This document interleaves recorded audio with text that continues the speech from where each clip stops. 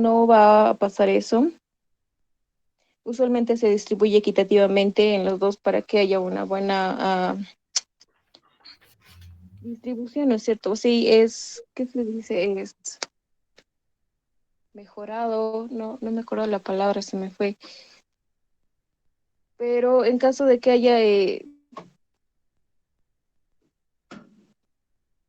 podrías analizar la mitad del roblón, ¿no es cierto? Podrías, a ver cómo se podría hacer eso. La verdad es que nunca había un caso así.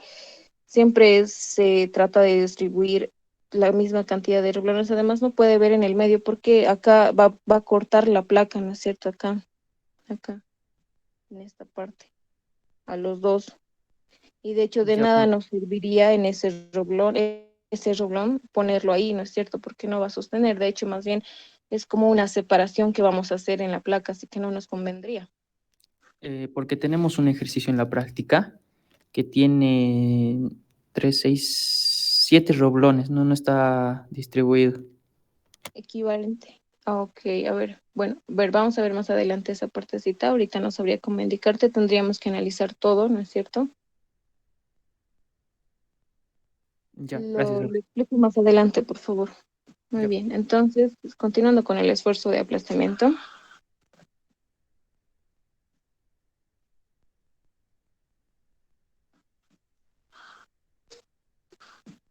Pero tienes que fijarte que no sea una unión a tope, ¿no es cierto? En una unión a traslape puede estar distribuida de acá en el medio, como tú dices. No tiene que ser una unión a tope, también eso podrías fijarte. Muy bien, entonces continuando con el esfuerzo de aplastamiento, un momento, por favor.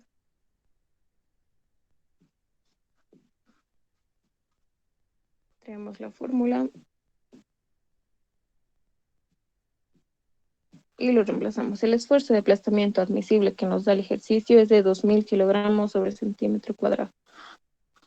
Entonces copiamos simplemente 2000 igual a la carga P. Ahora acá debemos hacer el análisis tanto en la cubre placa como en la placa, ¿no es cierto? Porque los espesores son distintos. Entonces vamos a hacer acá con T sub 1 igual a 0.8 en la placa central. Entonces la carga que se está aplicando en la carga, en la placa central, es la totalidad de la carga P. Por eso es que pongo directamente P. Por el número de roblones que son 3 y por el diámetro del roblón es 1, ¿no es cierto? Y por el espesor 0.8.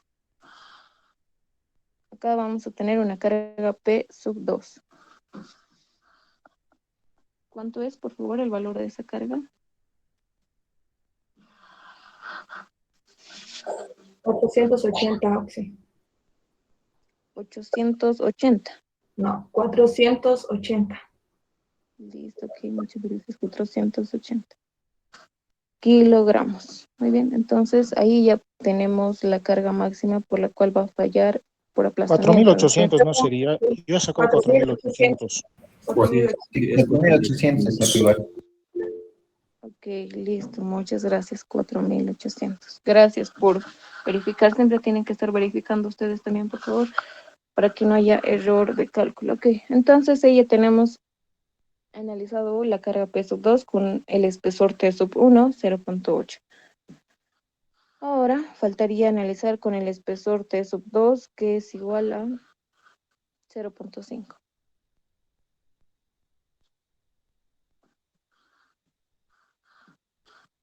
Hacemos lo mismo, 2000 igual a la carga que se está aplicando en ese espesor. La carga que se está aplicando en esta cubreplaca es P medios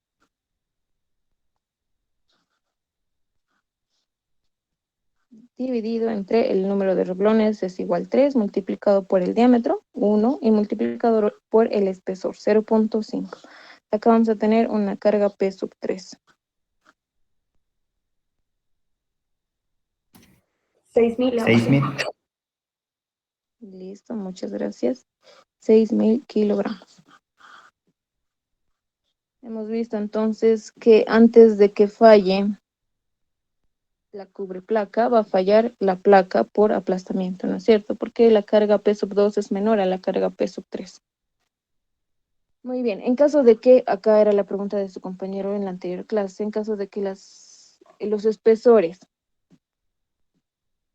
de estas dos placas sean distintas, de estas dos cubreplacas sean distintas, entonces lo que tienen que hacer es hallar la carga P de cada placa, lo pueden poner acá, poner una simbología, ¿no es cierto? P sub 2, por ejemplo, y acá P sub 3. De todas maneras, acá esta carga P, por equilibrio de fuerzas, tendría que dar que, acá lo voy a hacer, P debería ser igual a la sumatoria de P sub 2 más P sub 3, ¿no es cierto? Entonces podrían hallar esta carga P, podrían hallar esta carga P sub 2 y como ya tienen dos cargas, carga P y P sub 2, con lo que hemos hecho ahorita, podrían hallar una carga P sub 3, pero de nada nos sirve porque lo que en realidad nos pregunta es el valor de la carga P, ¿no es cierto? Tengan en cuenta eso. Muy bien, entonces continuando.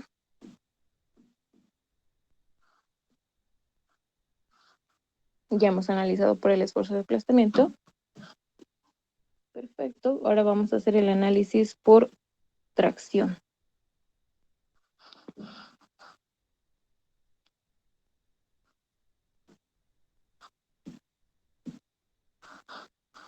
Y por el esfuerzo de tracción.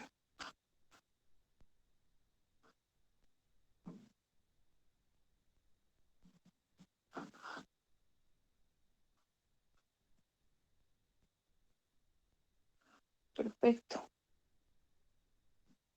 Entonces traemos la fórmula y acá quiero que me presten un poquito de atención, por favor.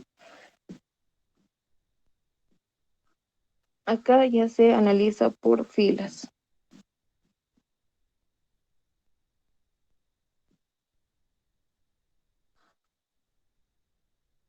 Muy bien. Estamos analizando solo la parte izquierda o la parte derecha, da lo mismo. Tendría que buscar los mismos resultados. Vamos a borrar un poquito esto.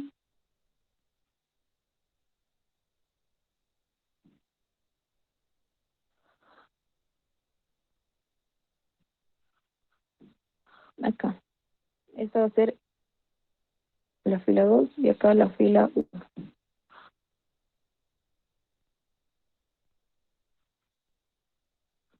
Estamos analizando solamente la parte izquierda, ¿no es cierto? Tenemos dos filas. Y si tenemos más de dos filas, entonces hacen lo mismo, es el mismo procedimiento. Enumeran las filas y lo que hacemos es primero analizar la primera fila.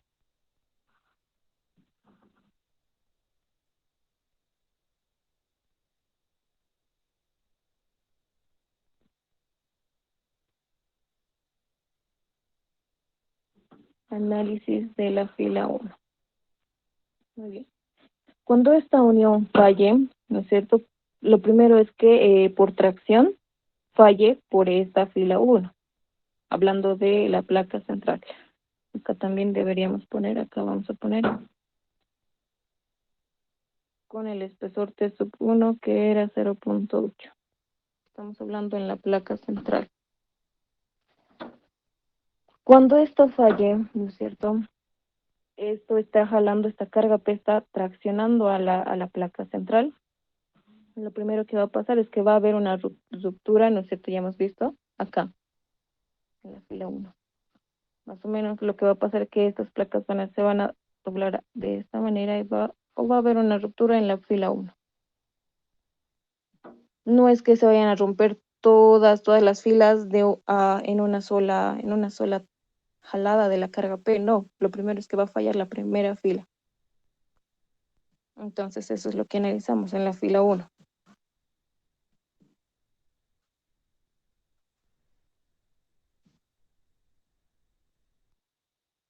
Perfecto. Estamos analizando en la placa central. Entonces, la carga P que está actuando en la placa central es la totalidad de la carga P. El área que se está cortando, acá ya va a variar, ¿no es cierto?, entre fila y fila. Sería esta, lo que estoy remarcando en verde, ¿no es cierto? que sería el espesor menos el diámetro de los doblones multiplicado por 2, ¿no es cierto? Porque hay dos. En realidad es el área transversal. Todos pueden darse cuenta de eso. Entonces simplemente reemplazamos eso y ya. En la fila 1 con el espesor T sub 1. El esfuerzo de tracción es igual a 2800.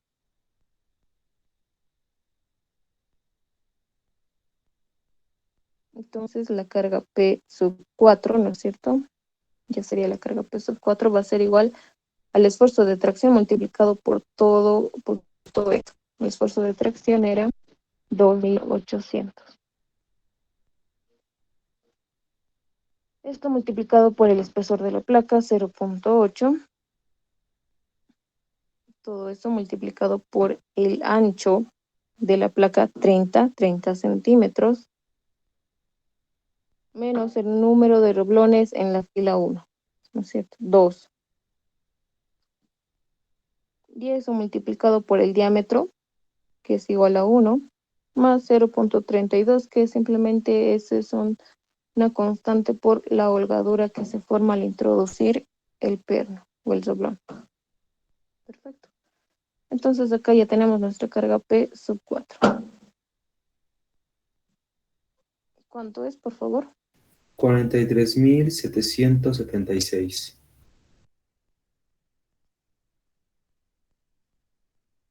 ¿Sin decimales? Ah, no, disculpe, me equivoqué en un dato. Ok, a ver, por favor, si alguien puede ayudarnos también. 61.286, 400. Listo, muchas gracias. Entonces ya tenemos una carga P sub 4 por la cual puede fallar la UNA, ¿no es cierto? Pero no basta ahí. Acá vamos a analizar ahora la fila 2. Esto debería estar más arriba acá, porque estamos analizando en base a eso.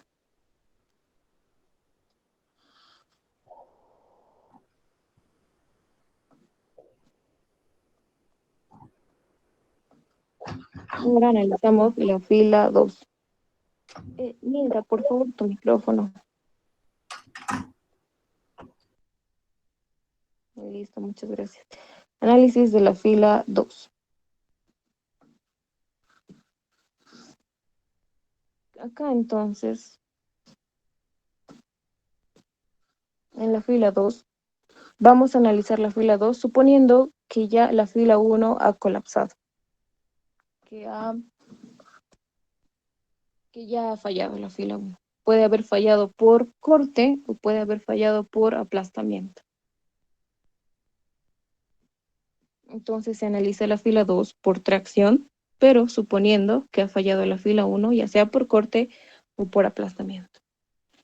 Y simplemente no es nada más que sumar a lo que vamos a hallar de la fila 2 por tracción, sumar una carga ya sea por corte o por aplastamiento. Nada más.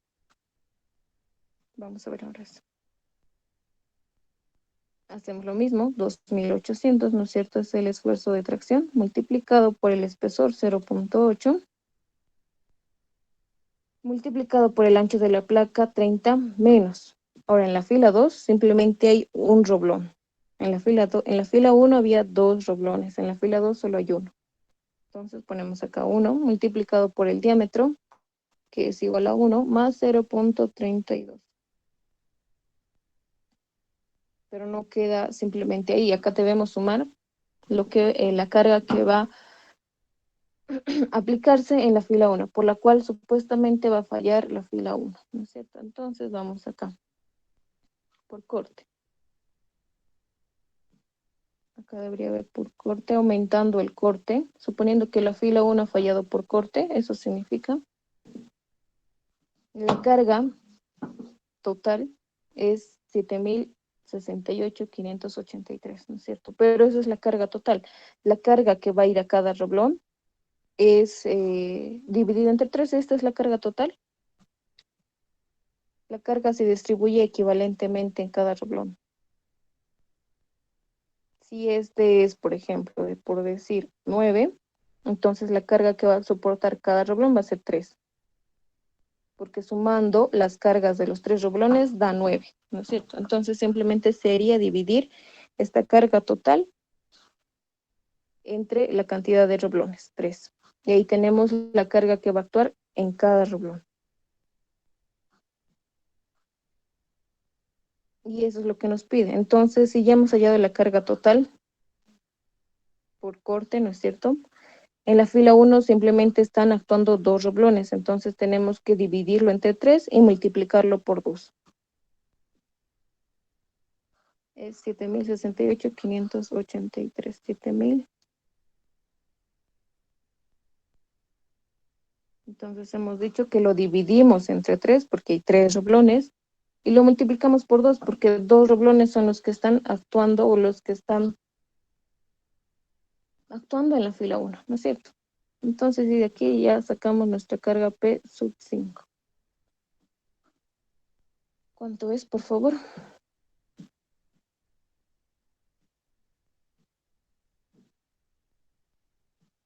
La carga P sub 5.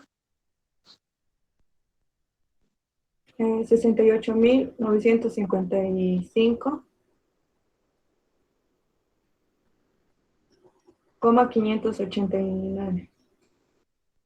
Ok, muchas gracias, Nilda. Entonces ahí ya tenemos nuestra carga P sub 5. No, ¿Alguna preguntita, Lucía. pregunta? Adelante, Roberto. Una preguntita, Lucía. Para nosotros en esta materia, aplastamiento y apoyo es lo mismo. Exacto, sí, sí, sí. Está aplastando, ¿no es cierto? Ya hemos visto que en las diapositivas lo que ocurre cuando estamos hablando de esfuerzo de aplastamiento o apoyo, está aplastando este roblón a las placas de tal forma que se está haciendo una holgadura, se podría decir, ¿no? Una holgadura más grande de lo que debería ser. Está Ah, aplastando sí, la placa. solo era para evitar confusiones futuras. Gracias, Lucía. Muy bien. Apoyo y aplastamiento es lo mismo. Muy bien. ¿Alguna pregunta sobre el análisis en la fila 2? En la fila 1, ¿no es cierto? Al empezar, ya sea de cuántas filas tendremos nuestra unión. En la fila 1, si se dan cuenta, simplemente hemos reemplazado, no hemos aumentado ni más cargas, ni nada, no hemos aumentado, tal cual hemos usado la fórmula. Pero ya a partir de la fila 1, sí se debe aumentar la carga, porque ya estamos suponiendo al analizar la fila 2 que la fila 1 o la fila anterior ya ha fallado. Eso es lo que estamos haciendo. Axi, una pregunta. ¿Por qué Adelante. multiplicado por 2? ¿Por qué por dos? Porque en nuestra fila 2, perdón, en la fila 1, que supuestamente ya ha fallado por corte, está actuando 2 roblones. Ah, ya está bien, gracias, Axi. De nada. ¿Alguna otra pregunta?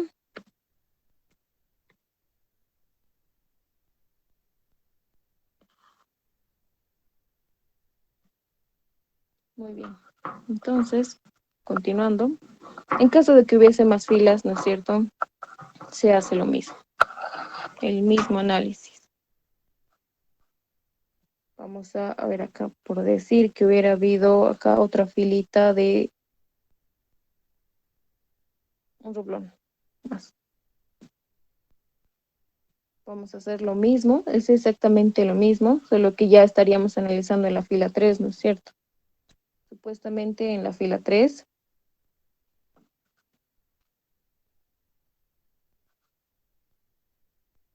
¿Qué estaría pasando? El tercer roblón, ¿no es cierto? No lo voy a hacer porque me va a costar borrarlo después.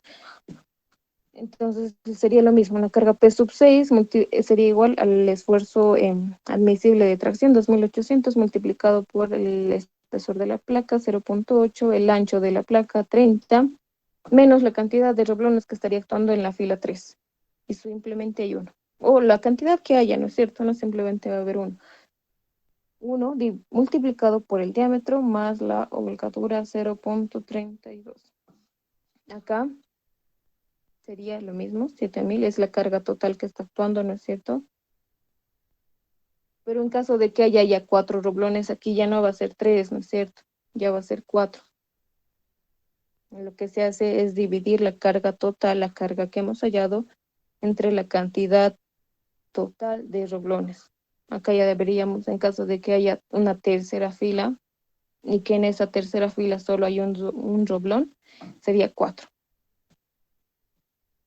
Eso es solo para el ejemplo, por favor, no se vayan a confundir. Y acá estamos analizando la tercera fila, suponiendo que la fila 1 y la fila 2 ya han colapsado por corte.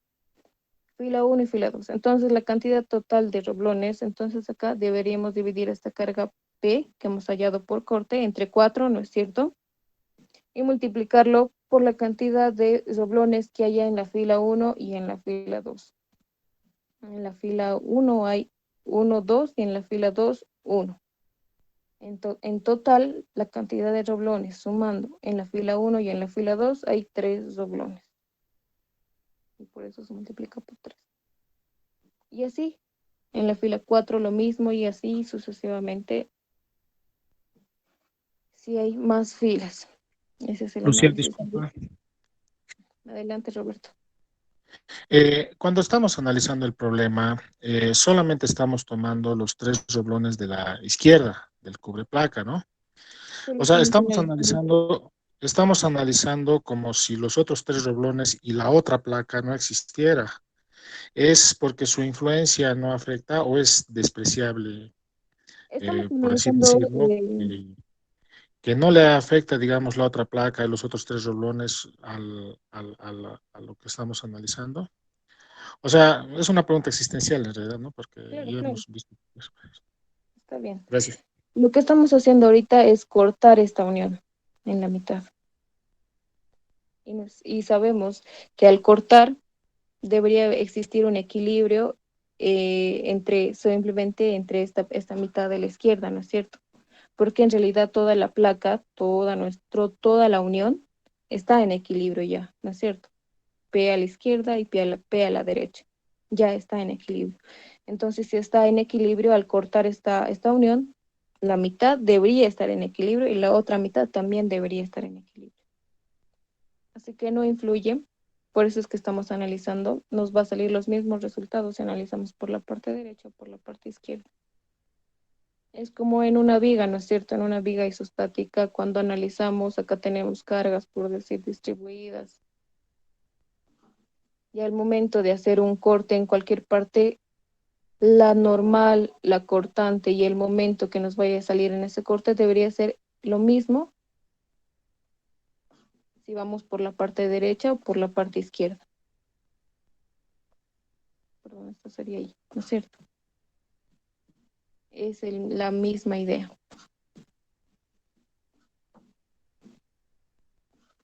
Acá simplemente estamos haciendo un corte para analizarlo.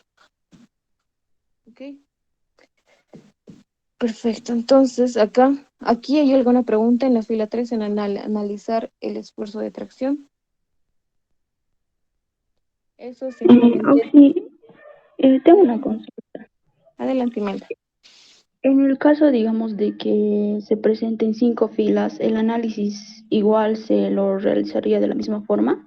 ¿O entonces se analizaría hasta la fila 3, tomando en Hasta la cuenta, hasta la totalidad de filas que haya. Como en les este caso, decía, entonces ya no se analiza hasta la mitad, ¿verdad? se analiza la fila 1 y la fila 2. La totalidad de filas que hay acá podría haber existido más filas y tendríamos entonces que analizar todas las filas, no solo esas filas, no solo 2 filas, por decir, no, tenemos que analizar todas las filas que haya en la mitad. Y este ejemplito que les mostré acá,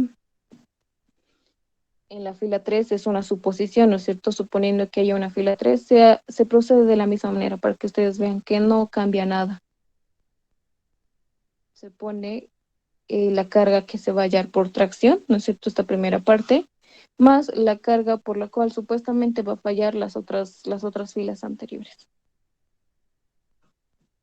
Esta fila 3 que aumentó es como si fuera a haber 5 filas en total, ¿verdad? O serían 6. Acá sí serían 6, porque como les he dicho, usualmente la distribución de roblones es equivalente tanto a la izquierda como a la derecha. Acá también tendría que haber otro roblón. Pero esto es simplemente una suposición, ¿no es cierto? Acá este roblón no existe.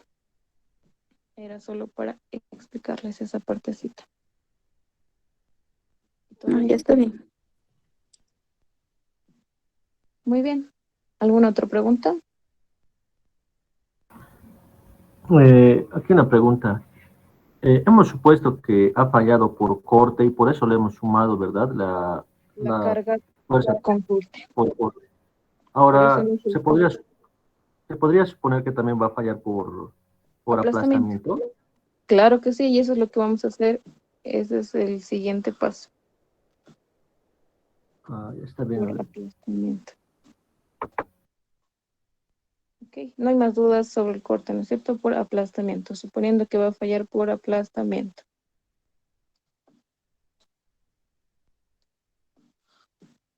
Entonces vamos a hallar una carga P sub 6, ¿no es cierto?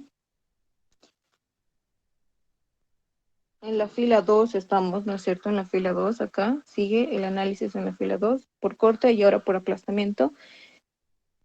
La carga P sub 6. Entonces lo primero que hacemos es analizar por tracción. El esfuerzo admisible de tracción es 2800 multiplicado por el espesor de la placa en análisis 0.8, ¿no es cierto? Si nos recuerdan, estamos analizando la placa 0.8. También tendríamos que analizar la otra placa con el otro espesor. Muy bien. Eso multiplicado por el ancho de la placa menos acá. En la fila 2 simplemente hay un roblón. Ponemos eso.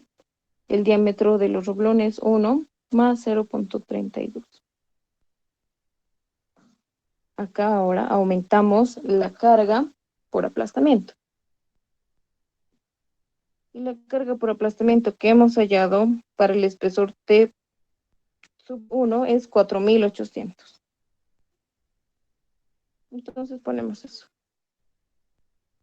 4800. La totalidad de roblones es 3, ¿no es cierto?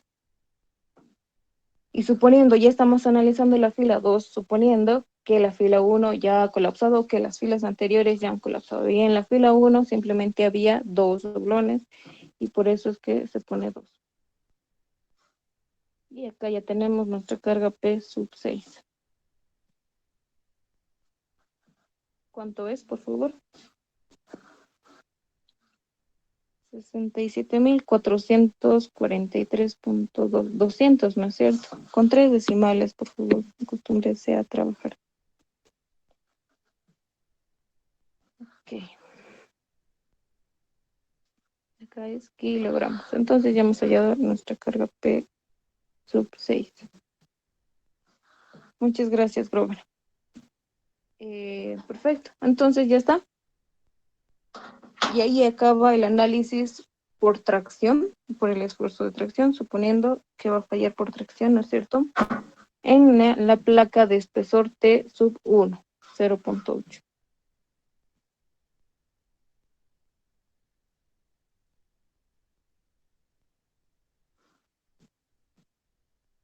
Perfecto.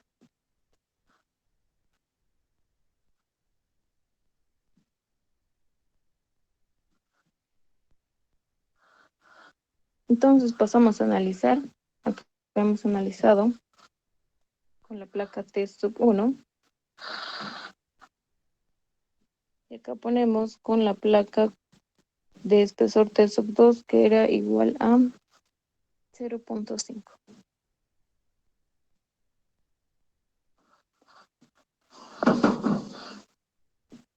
Perfecto. Analizamos en la fila. Ok, ahora sí, acá está. Estamos analizando en esta placa, en la cubreplacas, ¿no es cierto? Y la fuerza que está actuando es P medios y está actuando hacia la derecha, por equilibrio. Entonces, la primera fila que va a fallar por tracción ya no va a ser la fila 1, ¿no es cierto? Va a ser la fila 2. Todos pueden ver esa parte.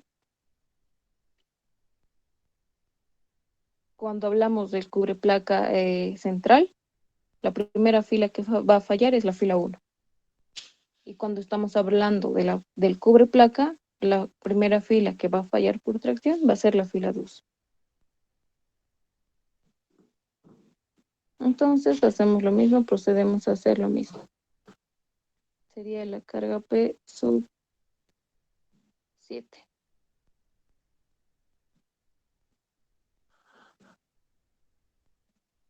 P sub 7 va a ser igual al esfuerzo admisible de tracción 2800, ¿no es cierto? Si no se acuerdan aún, tenemos el espesor multiplicado por el espesor de la placa, 0.5. O lo podemos hacer acá para que no nos perdamos, no se pierdan.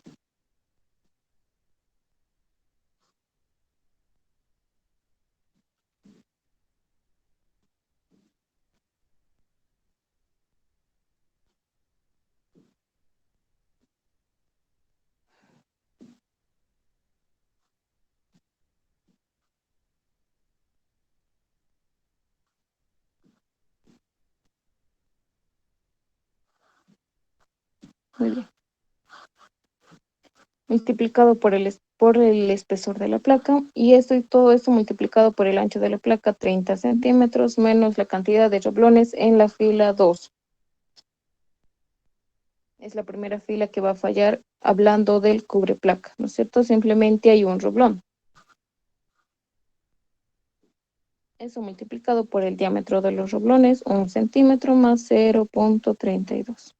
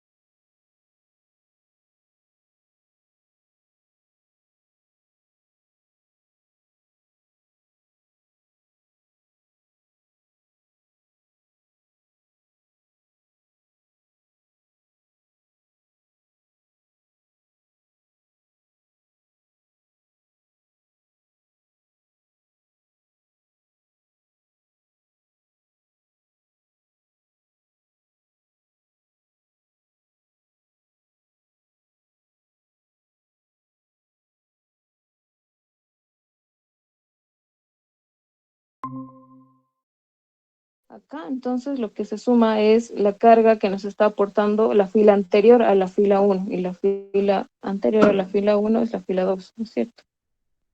Suponiendo que es por corte, la carga por corte es esta, la que hemos hallado anteriormente, 7.068,583. 7.068,583. Ya hemos dicho que lo dividimos entre la cantidad total de rublones en la parte izquierda que estamos analizando 3 y multiplicado por la cantidad de rublones en la fila anterior, eso sería en la fila 2, que solo hay un rublón. Solo tenemos uno. Perfecto. Y sacamos nuestra carga P sub 8. 78.964.190. Muchas gracias, Robert. Entonces ahí ya tenemos la carga P sub 8. Ahora por aplastamiento o apoyo, ¿no es cierto? Le vamos a poner apoyo. Y sacaríamos una carga P sub 9, que es lo mismo, 2.800. Si se dan cuenta, toda esta parte se va a repetir, ¿no es cierto? 2.800 por el espesor 0.5, por el ancho, menos la cantidad de rublones en la fila 1, 2, multiplicado por el diámetro, más 0.32. Y eso por 2. Se repite, ¿no es cierto? Acá lo único que cambia es la carga. En vez de que sea de corte, va a ser de apoyo. La carga de apoyo en la placa T sub 2 es de 6.000.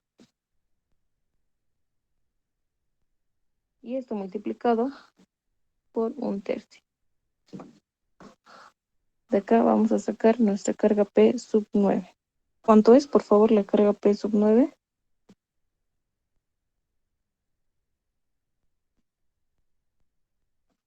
78.208. Gracias.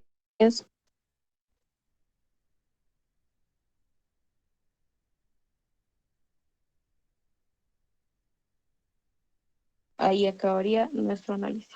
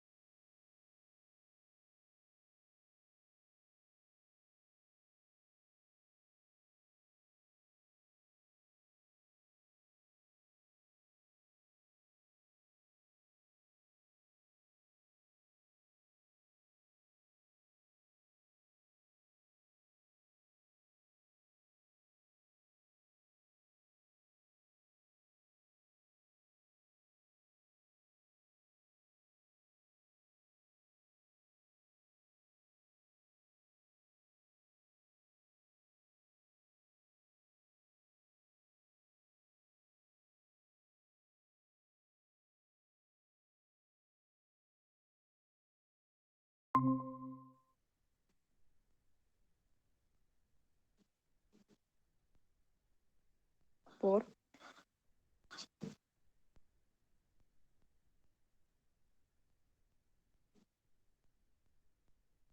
aplastamiento en el espesor T sub 1, T sub 1.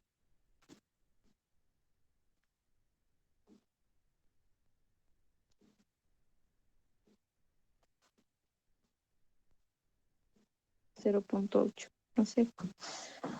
Listo. Esa es la respuesta. ¿Alguna pregunta?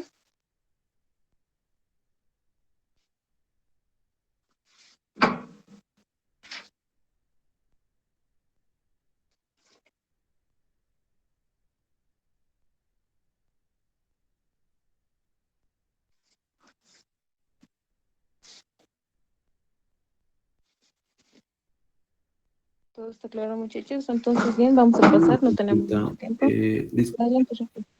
Al hallar P6, sumamos lo que es el, perdón, 4800 al hallar P6, que sería la fuerza hallada por aplastamiento, ¿verdad? Exacto. Sí, ¿no debería ser 6000, ya que deberíamos tomar el mayor, o yo estoy equivocado? Estamos analizando la placa T sub 1.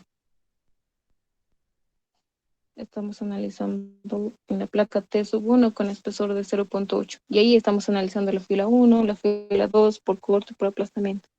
Entonces, si estamos analizando el espesor T sub 1, la carga que hemos hallado para ese espesor, para la placa T sub 1, es 4800 por aplastamiento.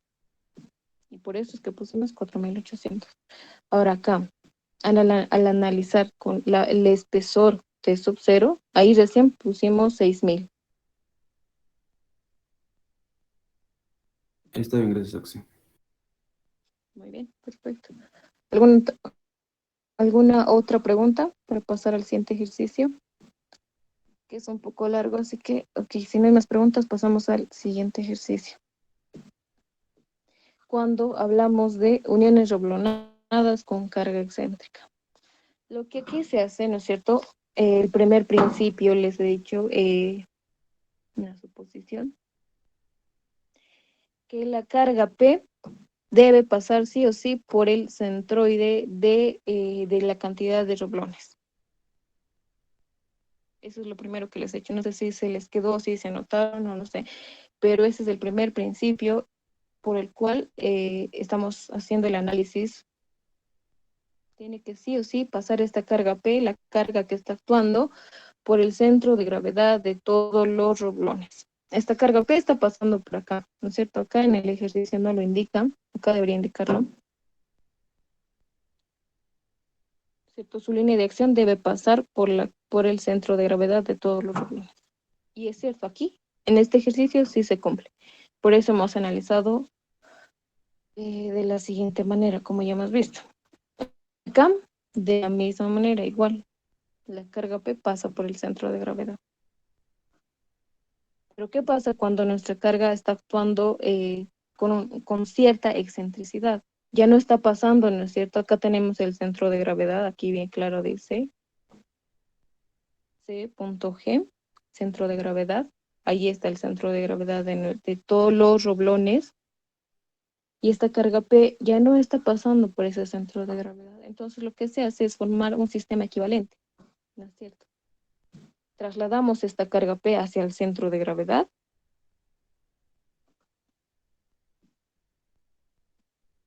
Acá, ¿no es cierto? Esta carga P lo trasladamos hacia el centro de gravedad, hacia el centro de gravedad. Pero aquí lo que se va a añadir es este momento. Y este momento sabemos que es igual a la carga P por su brazo que sea perpendicular a esta carga P. No es cualquier distancia, ¿no es cierto? El brazo siempre es perpendicular a la carga P o a la línea de acción de la carga P. Entonces, ese sería el sistema equivalente. Trasladar esta carga P de tal manera que sí pase por el centro de gravedad, pero para eso se añade también un momento M que va a ser igual a esta carga P por esa excentricidad. Y se resuelve de la misma manera, solo que se añade algunas cosas más. Perfecto. Esa es la hipótesis. Ese es el concepto principal cuando tenemos una carga excéntrica con cierta excentricidad. Entonces he visto que ya el ingeniero le está... Vamos a ver, hay dos métodos para resolver este ejercicio.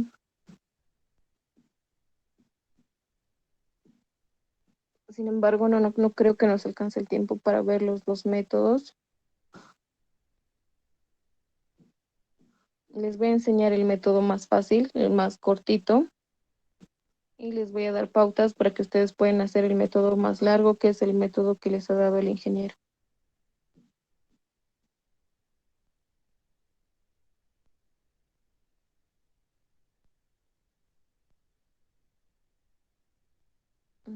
Ok, a ver, acá lo vamos a poner esto.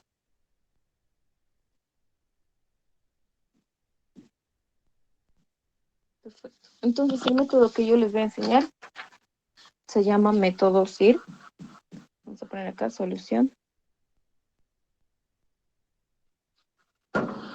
Por el método SIR, centro instantáneo de rotación. El método que ustedes han aprendido, al menos que he visto por las preguntas que me hacían, es el método general. Este método instantáneo de rotación casi usa hasta cierto paso, se resuelve de la misma manera, pero para hallar la carga P máxima ya hay otro método. Bueno, entonces empecemos. Oxy, ¿no podríamos hacer por el método que nos dijo el Inge? Por favor, porque también tenía dudas. Sí, yo les voy a ver, por la duda que tenían, he visto que la mayoría tenía esa duda, les voy a explicar cómo deben hacerlo. Sin embargo, en el examen, en caso de que entre uniones reblonadas con carga excéntrica, pueden resolverlo por cualquier método, por el método SIR o por el método general. Y si ya, no sé si se los comentó, para el examen no hay demasiado tiempo para resolver el examen, les da 50 minutos, dependiendo, ¿no es cierto? No les da, entonces lo que a ustedes les conviene es realizar de manera rápida su examen. Y por eso es que yo enseño este método, para que ustedes puedan alcanzar a acabar de resolver su examen. Pero de todas maneras, igual les voy a explicar el método general. Ah, está bien, gracias, Oxy. Ok, perfecto. Entonces empezamos. Como ya sabemos que no, esta carga P no está pasando por el centro de gravedad de estos rublones. Bueno, no sabemos, ¿no es cierto? Entonces, para eso lo que vamos a hacer, el primer paso, es hallar el centro de gravedad. ¿O alguien puede decirme exactamente dónde está el centro de gravedad? Nadie, ¿no es cierto? Estos rublones no están distribuidos uniformemente.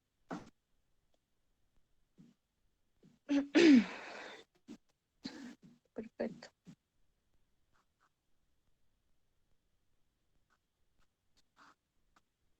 Ahora, para hallar el centro de gravedad, no va a ser nada más que nos tenemos que plantear un sistema referencial, perdón,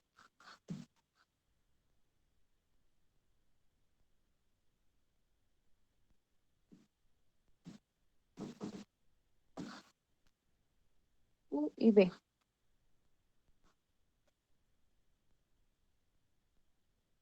Entonces,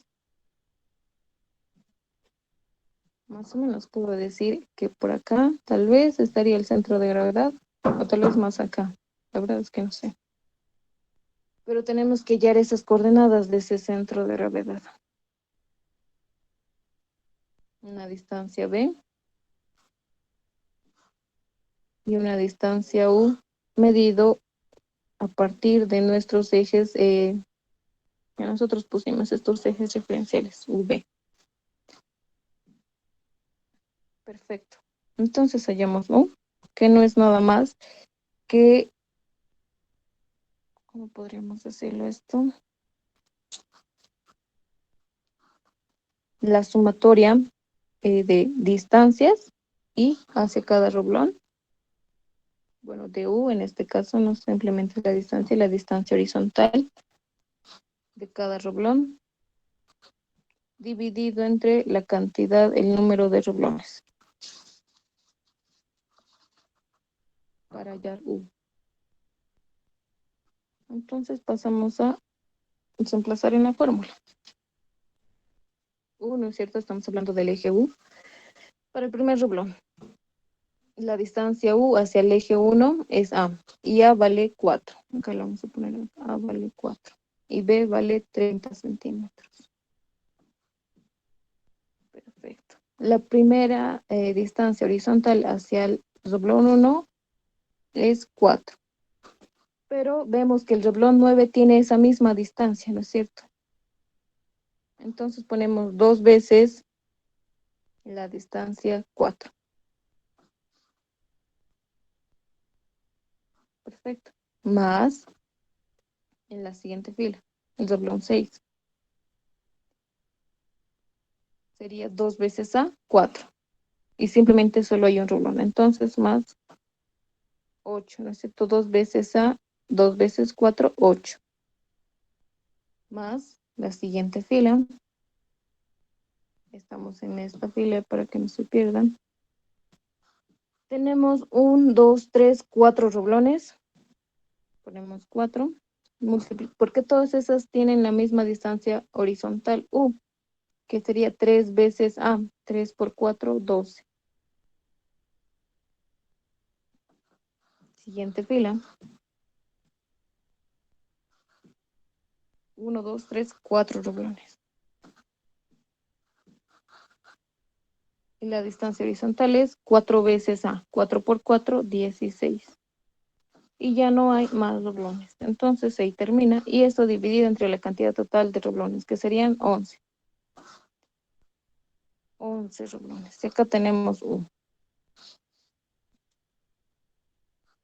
Por favor, si alguien puede estar calculando eso. Y lo mismo para la distancia vertical B. La sumatoria de las distancias verticales de cada reblón dividido entre el número de reblones. Lo mismo. Ahora, empecemos por esta filita.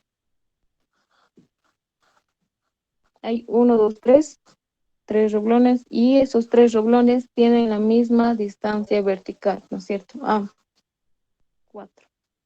Más la siguiente fila hay 2 reblones, tienen la misma distancia vertical, 2 veces A, 8. Más la siguiente fila, vamos a ir poniendo esto. La siguiente fila, en la tercera fila, hay simplemente un reblón multiplicado por la distancia vertical 3 veces 4. Siguiente fila.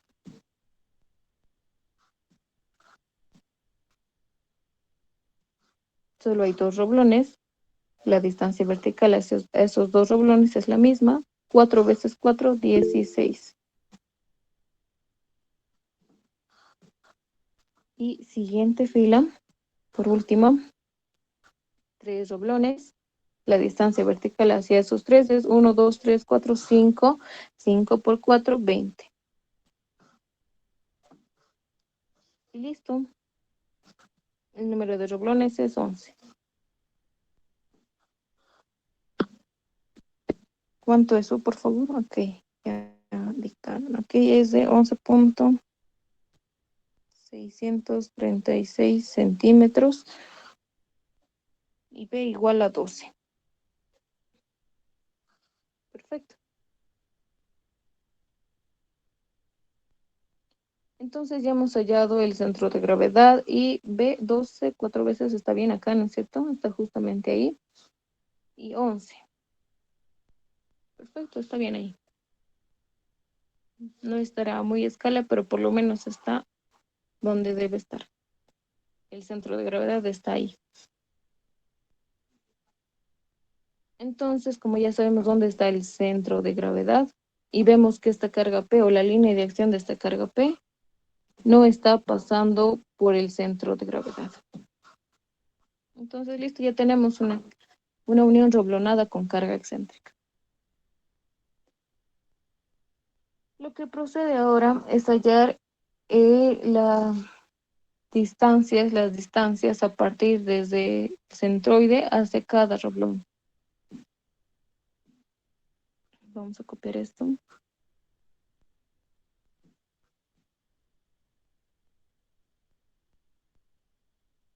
Ya sabemos dónde está nuestro centro de gravedad, está acá. Lo que tenemos que ahora hacer es hallar R sub I y la sumatoria de R al cuadrado.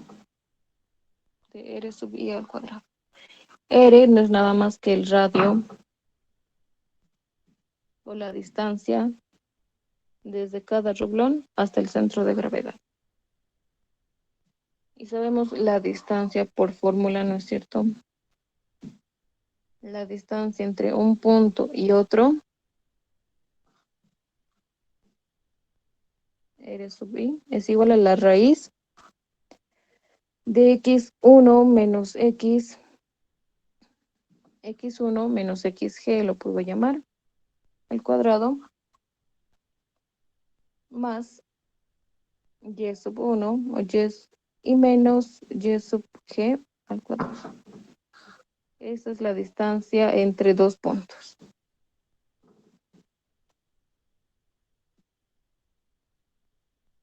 Perfecto. Entonces aquí lo que nos conviene, esto si se dan cuenta va a ser constante, ¿no es cierto? Y sub g y c y x sub g. Las coordenadas de nuestro centro de gravedad van a ser constantes para hallar la distancia a todos los roblones. Lo que va a variar serían las coordenadas de los puntos o de los roblones, 1, 2, 3, 4 de cada roblón. Entonces lo que nos conviene acá es determinar las coordenadas de cada roblón. Y eso es lo que vamos a hacer.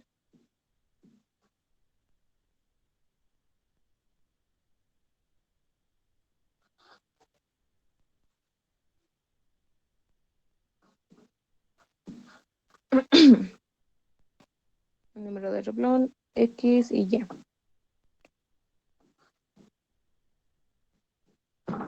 Respecto de los ejes que ya nos hemos planteado anteriormente.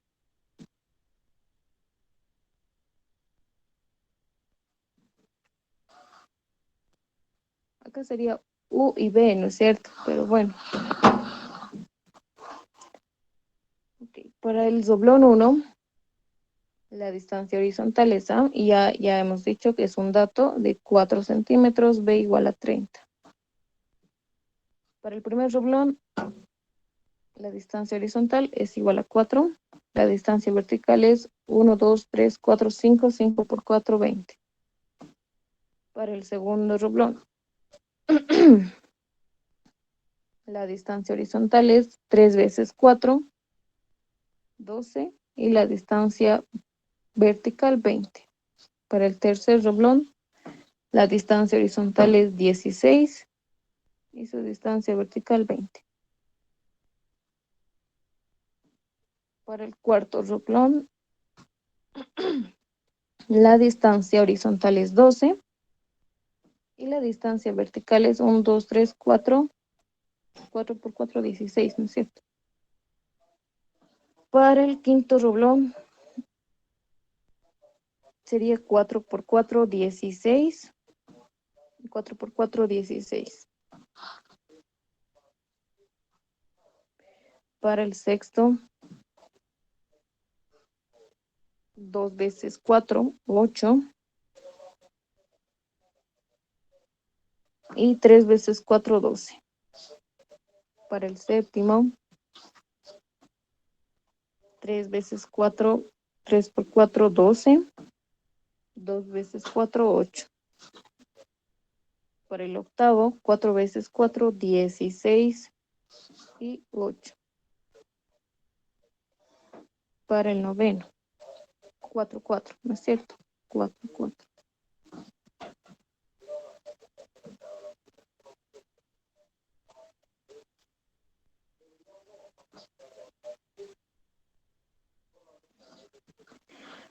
Para el roblón 10. 3 veces 4, 12. 4 para el roblón 11. 16 y 4. Listo. Si tienen ustedes una tabla Excel, si están trabajando con Excel, ¿no es cierto? Porque ahí es más fácil, o con su calculadora. Entonces, no es nada más para hallar la distancia.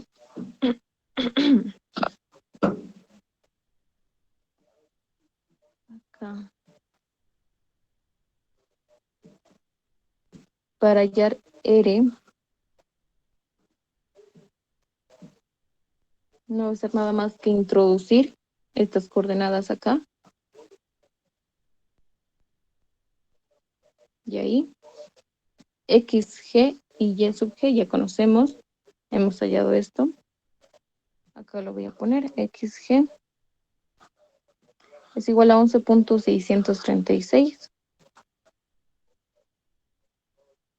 Y Y sub G es igual a 16, no, 12. ¿No es cierto? Eso es lo que hemos hallado, 12 centímetros. Esto es constante para cada R. Ay. Por favor, si ustedes pueden hallar, reemplazar simplemente en una tabla Excel, en su calculadora. Me dictan los valores, por favor.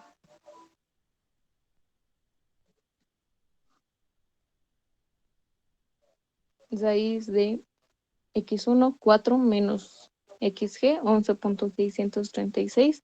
Todo eso al cuadrado, más Y sub 1, 20, menos Y sub G, 12, y todo eso al cuadrado, y todo eso en raíz. ¿Cuánto es, por favor, R? Todos los valores de los 11 roblones, por favor, si me ayudan con ese cálculo. 6,06. 6,06. Con tres decimales, por favor. Es 11,059. En el doblón 2. Laguna Osi. Ok, allá, perdón. 11. 059. En el doblón 2. 8,008.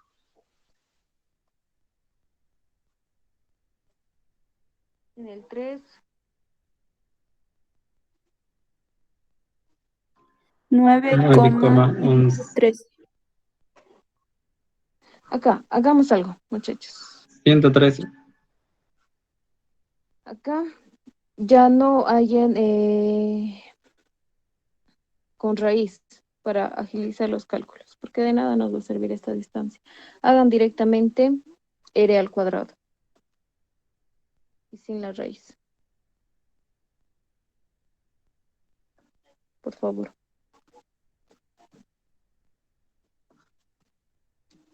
R al cuadrado directamente, sin la raíz. O sea, lo mismo, solo que sin la raíz. Por favor, díctenme eso.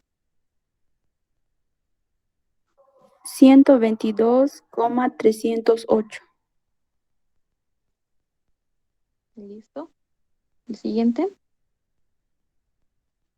64,133. Ya, perfecto.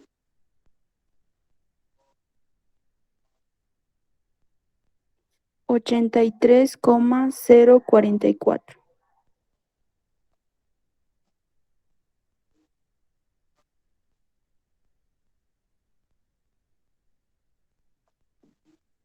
Por favor, 16,132. Perfecto. 35,044. 0,44, ¿no? Sí. Listo, siguiente. 13,220.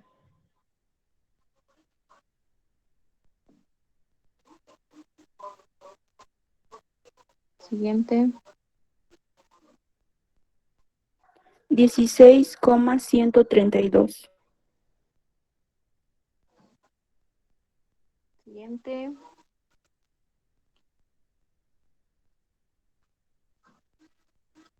35,044.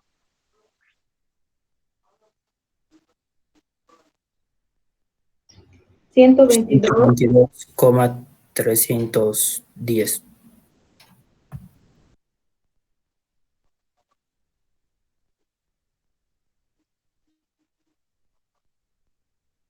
64,132.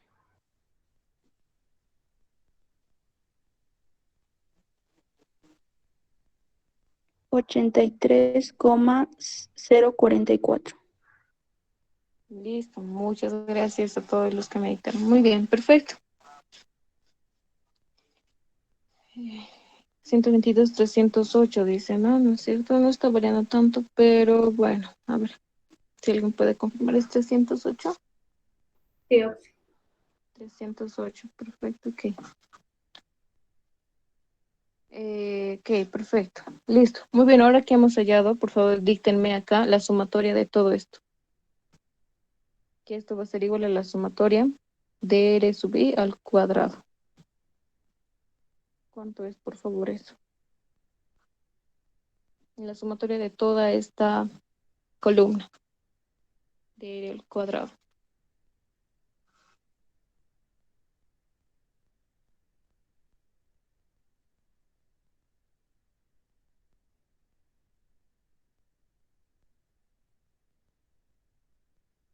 $654,545. Muy bien. De hecho, en este paso solo nos sirve o lo que necesitamos es hallar esta sumatoria de R sub I al cuadrado. Nada más. Entonces ya tenemos. Perfecto. Siguiente paso.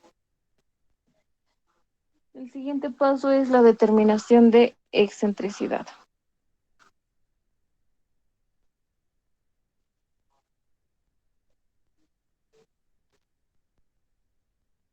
La excentricidad de la carga.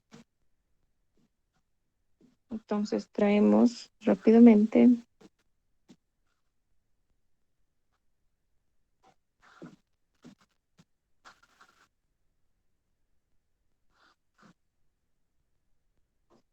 a ver acá. Johnny dice que suma 449. Por favor, si alguien puede verificar eso.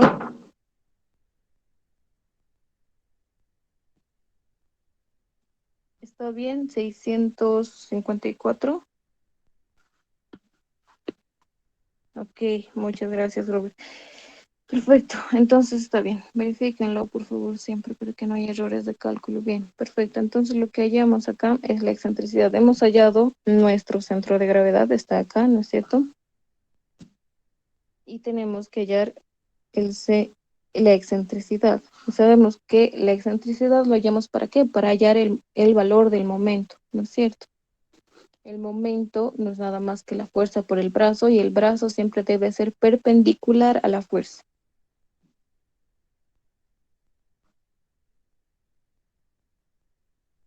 Más o menos ahí. Entonces esta excentricidad, bueno, no. De tal manera que esta, ahí, ¿no es cierto? Esto debe ser perpendicular.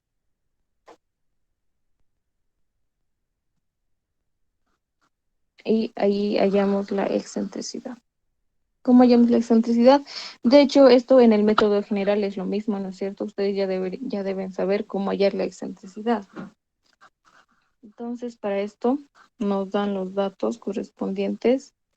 Acá H y B son las pendientes, pendiente de nuestra carga P. H es la horizontal y B la vertical. 4 y 3. Entonces, lo primero que vamos a hacer es hallar la pendiente. La pendiente. Acá hay algo muy importante. Es donde muchos se equivocan. Y se los voy a poner esa partecita. Ok. Debemos tomar en cuenta para hallar la pendiente esto. Álgebra. En álgebra 1 es donde llevamos esto, ¿no? Ok. Acá tenemos una línea inclinada como nuestra carga P. Acá, la pendiente, vamos a hacer acá, la pendiente va a ser menor a 0, o sea que va a ser negativo. Esta recta inclinada hacia la derecha, en otras palabras podría decirse, en esta pendiente va a ser positiva. Menor a 0 y mayor a 0.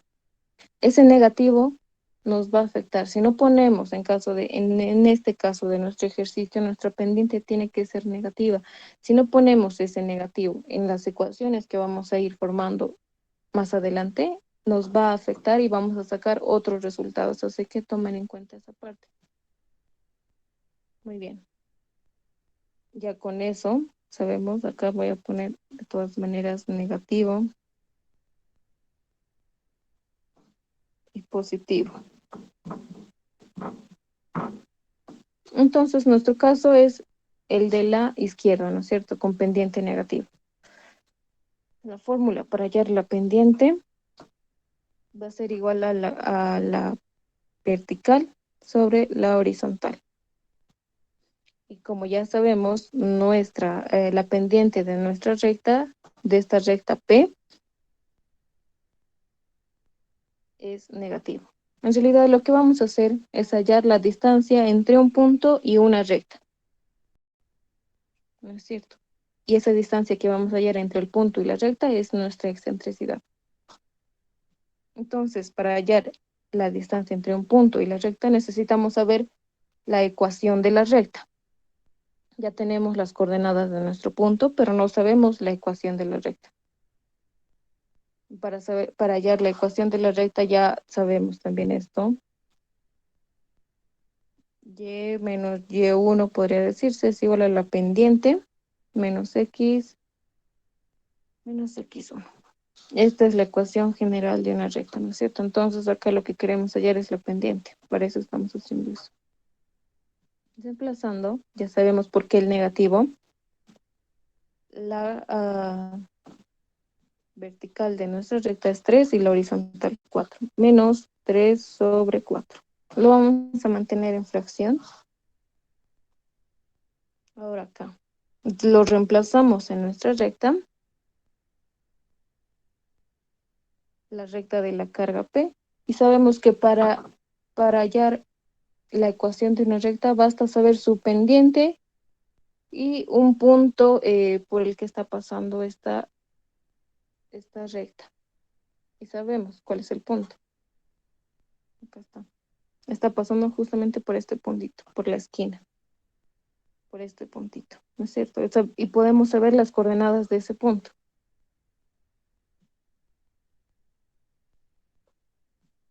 Entonces lo ponemos aquí. Este puntito va a tener un valor de... Seguimos con nuestro sistema referencial de ejes diferencial. Es aquí y aquí. La distancia horizontal sería 1, 2, 3, 4, 5 veces A. 5 por 4, 20. ¿No es cierto? 20 más B. B era 30, ¿no es cierto? Es el valor que nos da aquí. B, 30. Entonces la distancia horizontal es 50. La distancia vertical va a ser nada más que 1, 2, 3, 4, 5, 6 veces 4, 6 por 4, 20.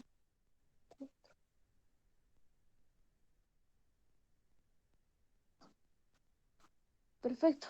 Entonces ya tenemos un punto por el que pasa esta recta en rojo y también tenemos su pendiente. Entonces sí podemos hallar la ecuación de esta recta. Entonces procedemos.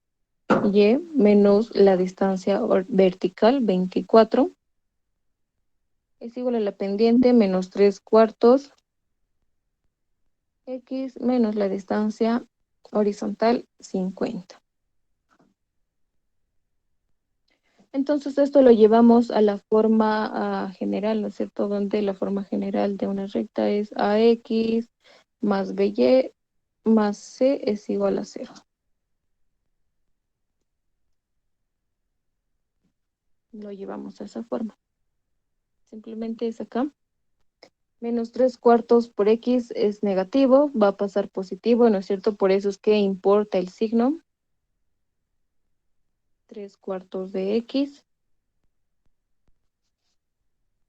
Acá, más Y simplemente. Menos 24, menos por menos, más, va a pasar negativo. 3/4 de 50. Y ahí ya tenemos la ecuación general de nuestra recta que está representando a la dirección de P. Perfecto. 3/4 es, sin embargo, 0,75, lo vamos a poner así, 0,75 de X más Y. Esto, por favor, ¿cuánto es? Lo simplificaremos. 61.5. 61. Ok, perfecto, muchas gracias. Igual a 0. Entonces ya tenemos la ecuación de nuestra recta. Y para hallar la distancia, ya tenemos la ecuación de nuestra recta. Para hallar la distancia de una recta a un punto, se utiliza la siguiente fórmula. Sí, era menos 61,5. 61,5, ok, gracias. Entonces, bien, perfecto. Para hallar la excentricidad es lo que queremos hallar, y en realidad esa excentricidad es la distancia desde un punto hacia una recta, ¿no es cierto? Para hallar la excentricidad, en otras palabras, es igual al valor absoluto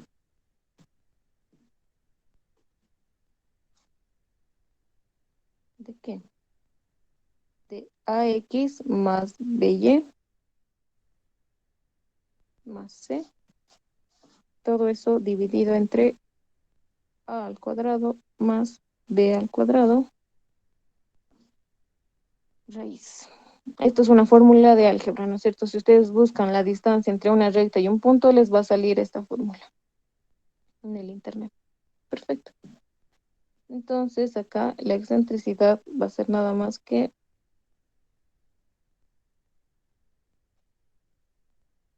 A. A va a tomar el valor de 0,75, ¿no es cierto? Entonces 0,75 de X, y acá ya sabemos, el X y Y es nada más que, acá lo vamos a hacer de esta manera. Acá. X y Y no es nada más que el punto al cual queremos hallar la distancia. Y esto va a ser nada más que XG y YG. Esas son las coordenadas de nuestro centro de gravedad del punto, ¿no es cierto?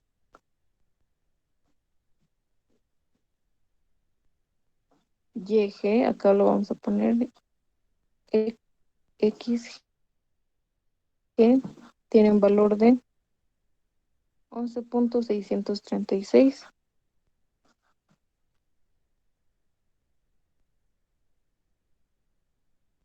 Y Y sub G es igual a 12.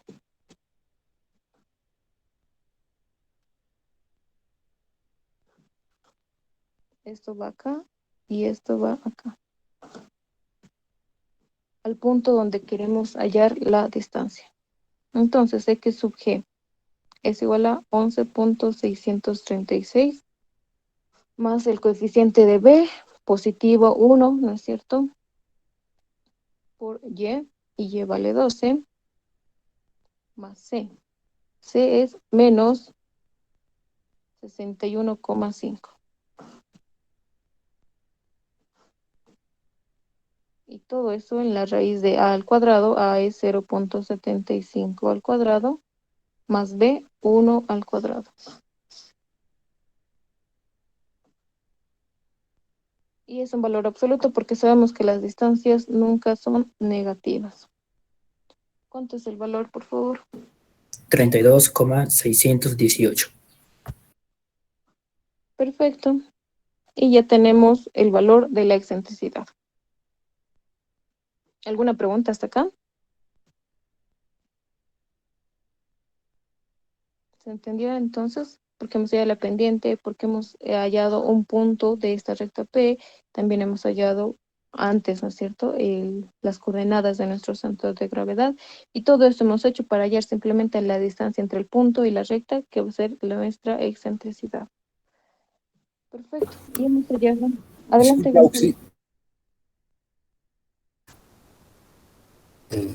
En la fórmula de la pendiente, en caso de ser positivo la recta, pues va a ser lo mismo, o es que se va a invertir, digamos, horizontal sobre vertical, o es que pierde Va a ser lo directamente mismo. el signo. Va a ser lo mismo. Acá lo único que va a variar en caso de que sea positivo va a ser simplemente positivo. Nada más. Importa el Gracias, signo, Auxi. han visto ustedes. ¿Por qué? Porque se introduce a nuestra ecuación de la recta, ¿no es cierto? Y en caso de que hubiera sido positivo, esto hubiera sido, acá hubiera sido esto positivo y acá hubiera sido otro valor, nos hubiera salido, ¿no es cierto? Esto en vez de sumarse estos dos números, se hubieran restado y nos hubiera salido otro valor.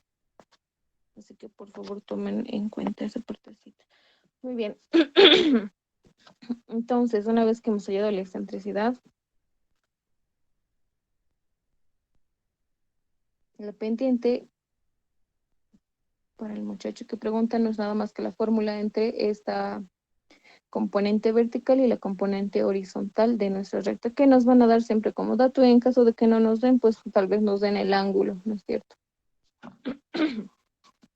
Y tú puedes hallar la componente vertical y la componente horizontal, y ahí hallas la pendiente. Listo.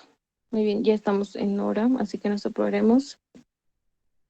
Lo que el siguiente paso es hallar, ya hemos una vez hallado la excentricidad, es hallar una nueva distancia RO, la distancia RO. Dudo que acabemos este ejercicio hoy día. Ok, aquí es donde varía el método, ¿no es cierto? Ustedes ya están visto en el método general, se hace lo mismo. Creo que simplemente se halla la excentricidad, ¿no es cierto? Se hace lo mismo en el método general. Lo que aquí va a cambiar en este método es que centro instantáneo de rotación. Hay otro, ¿qué se dice? Hay otro centro donde nosotros vamos a analizar a partir de ahí. Ahí está la recta P. Hemos hallado la excentricidad. Ahí, más o menos, ¿no es cierto? Perpendicular, siempre es perpendicular.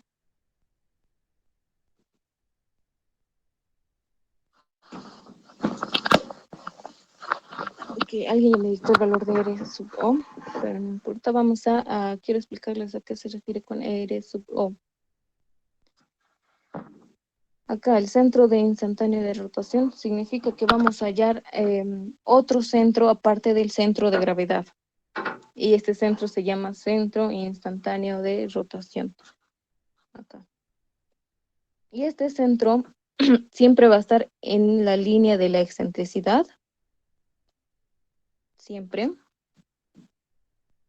Siempre va a estar en esa recta.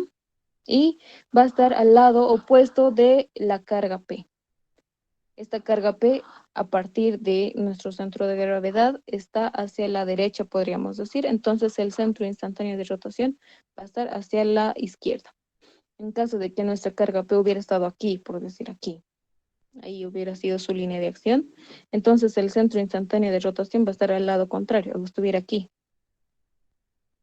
Ahí estuviera nuestro centro instantáneo de rotación. Perfecto, entonces R sub O no es nada más que esta distancia. Vamos a hacer de otro color. Acá. Esta distancia es R sub O. Y además lo que tenemos que hacer es hallar las nuevas coordenadas de este centro instantáneo de rotación. Este es el centro de gravedad y este es el centro instantáneo de rotación. Y lo que también queremos de acá, ya conocemos sus coordenadas, ¿no es cierto? XG y YG. Pero también queremos conocer las coordenadas de este centro instantáneo de rotación. X, CIR, lo voy a poner así, y Y, CIR. Perfecto.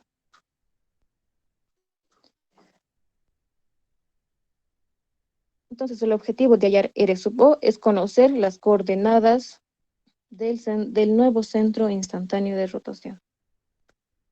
Entonces, para hallar R sub O hay una fórmula. Es esta. R sub O es igual a la sumatoria de R sub I al cuadrado, ¿no es cierto? Para eso hemos hallado ese valor, dividido entre el número de roblones multiplicado por la excentricidad, y también, ya se dan cuenta, para eso hemos hallado esto y para eso hemos hallado esto. Entonces, rápidamente, R sub O es igual a la sumatoria de R I al cuadrado, que es 654,545.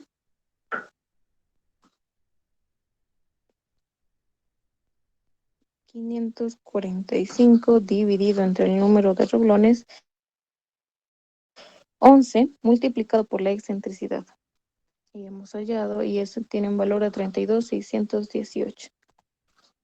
32,618. Entonces, R sub O, vamos a copiar el valor que nos dictó el compañero, es 1,824 centímetros. No es nada más que la distancia desde el centro de gravedad al centro instantáneo de rotación. Acá ya les mostré eso, ¿no?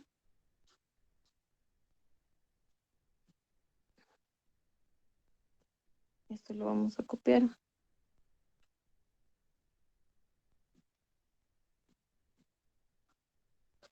Y le vamos a poner acá.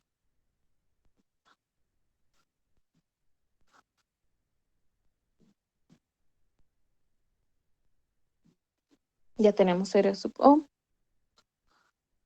Entonces acá lo voy a hacer más grandecito para saber cómo es que hallamos las coordenadas del nuevo centro instantáneo de rotación. Se forma un triángulo, ¿no es cierto? Ustedes ya pueden ver esa partecita, un triángulo. Ahí tenemos el centro instantáneo de rotación y aquí tenemos el centro de gravedad. Lo que hemos hallado es este R sub O.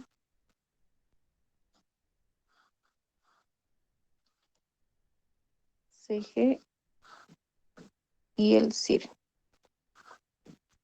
Entonces ya sabemos las coordenadas y simplemente bastaría restar a estas coordenadas del centro de gravedad. Perdón. Restar a estas coordenadas del centro de gravedad estas distancias que vamos a hallar, lo podemos denominar RO en Y y RO en X. Y si a estas coordenadas del centro de gravedad le restamos estas distancias RO en Y, RO en X, podemos hallar entonces las coordenadas del centro instantáneo de rotación.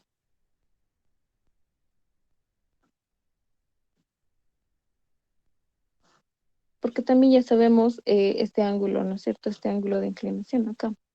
Sabemos la pendiente. Aquí hállenme este ángulo, por favor, ¿cuánto va a ser alfa? Alfa va a ser nada más que la tangente de la -1 de la vertical era 3. Ah, sí, la vertical era 3.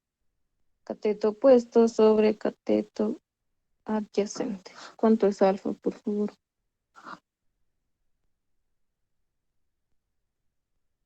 36,87. Perfecto. Entonces, si trazamos una perpendicular, esto, acá, si pueden ver. Acá vamos a trazar una recta horizontal donde se va a replicar alfa. Y si esto es perpendicular, entonces esto va a ser 90 menos alfa. Y ese mismo ángulo, 90 menos alfa, se replica acá. 90 menos alfa. ¿Cuánto es 90 menos alfa, por favor? 53,13. Perfecto, entonces ese es el ángulo. 53,13. Y esto ya sabemos, ya tenemos la hipotenusa, podemos hallar sus catetos. Creo que aquí ya me han dictado. Muchas gracias por... Entonces aquí ya tenemos directamente las coordenadas del CIR, ¿no es cierto? Por favor, si tuvieran esto aquí, RO sub Y y RO sub X, rápidamente, el valor de esos dos.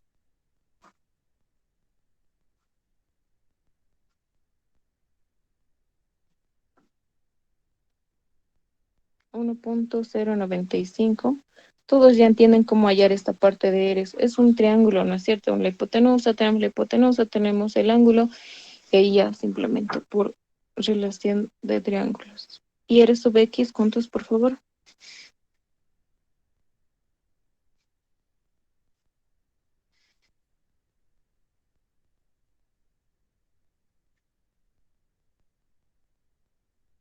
Allá ese era, ok, 1.095. 1.459. Perfecto. Entonces, como ya tenemos las distancias, esas distancias les restamos a estas coordenadas del centro de gravedad. Ahí tomen en cuenta, por favor, esto.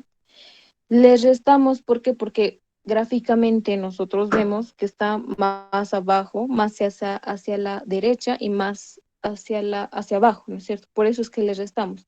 En caso de que nuestro centro el CIR, centro instantáneo de rotación, hubiera estado acá, ya no tendríamos que restarle, tendríamos que sumar, ¿no es cierto? Sumar esas distancias a las coordenadas del centro de gravedad. En este ejercicio estamos restando por esa razón. No se vayan a equivocar, por favor. Entonces ya con esos datos vamos a hallar XCIR, que va a ser nada más que XG menos RO sub X, ¿no es cierto? XG era 11.636 menos 1.095 y ahí ya tenemos el XCIR. Y el YCIR va a ser, la coordenada en Y del centro de gravedad menos el R sub O en Y, que va a ser igual a 12 menos 1.459.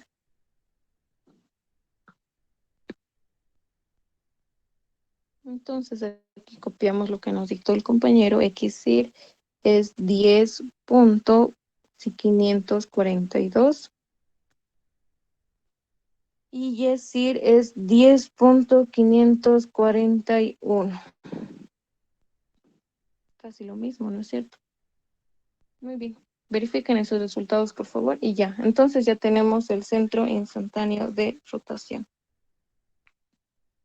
Vamos a quedar por acá, porque ya nos hemos pasado de la hora incluso. ¿Tienen alguna pregunta hasta acá?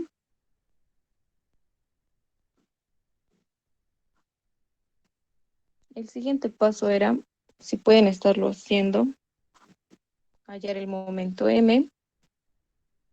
El siguiente paso es hallar igual los radios, pero medidos a partir desde el centro instantáneo de rotación, ya no así desde el centro de gravedad. Por eso es que lo ponemos R apóstrofe sub I y también la sumatoria de R apóstrofe sub I al cuadrado. Lo mismo, ¿no es cierto? El radio y la sumatoria de radios al cuadrado. Pero ahora ya esto es medido desde el CIR. Ya no es desde el centro ya no es desde el centro de gravedad. Una vez que hay en el momento, que no es nada más, el momento va a ser igual a la carga P, pero el momento en el centro instantáneo de rotación, ¿no es cierto? El momento en el centro de gravedad no era más que la carga P multiplicado por la excentricidad. Pero ahora, como estamos analizando desde el centro instantáneo de rotación, Aquí se aumenta el R sub O. Allá en el momento, allá en los radios, pero todo esto es a partir del CIR, del centro instantáneo de rotación. Entonces acá eligen el que tenga mayor distancia, el R máximo, en otras palabras. Eligen el R máximo, entonces ese va a ser, en ese roblón va a actuar la carga máxima que pueda soportar la unión. Hasta ahí pueden hacerlo y en la siguiente clase terminamos ya con los datos que les he dicho. Pueden hallar las distancias y los radios. Sería lo mismo que el anterior, ¿no es cierto? Ya tenemos las coordenadas de cada roblón, tenemos la coordenada del CIR. Hacer lo mismo que hemos hecho en el anterior paso. Y hasta ahí ya me podrían dictar los resultados. Y vemos cómo se halla la carga P máxima para los que quieran hacerlo de todas maneras. Entonces la reacción final de cada roblón va a ser igual al momento multiplicado por el R sub I de cada roblón, ¿no es cierto? Apóstrofe, lo que vamos a hallar acá, dividido entre la sumatoria de R sub I apóstrofe al cuadrado.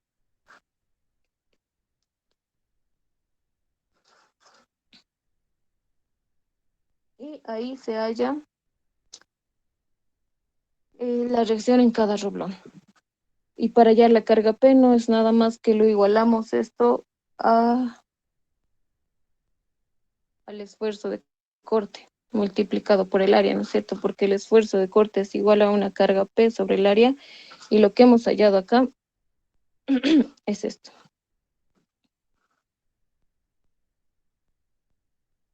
Y ya nos da el ejercicio, el esfuerzo de corte es 1200. El área va a ser nada más que pi por el diámetro al cuadrado sobre 4, ¿no es cierto? El área de una circunferencia. De todas maneras, lo vamos a resolver en la siguiente clase. ¿Alguna pregunta hasta acá? Ustedes pueden resolverlo y ya decirme las respuestas si gustan. Lo podemos hacer valer por algunos puntos en su práctica si quieren. Y la persona que dicte la respuesta. Pero obviamente me tienen que mostrar el procedimiento, ¿no es cierto? No basta con eso. Para la siguiente clase, si alguien quiere ganarse algunos puntos en su práctica, entonces ya saben. Me dicen cuál es la carga máxima que pueda soportar la unión. ¿Ok? ¿Hay alguna pregunta?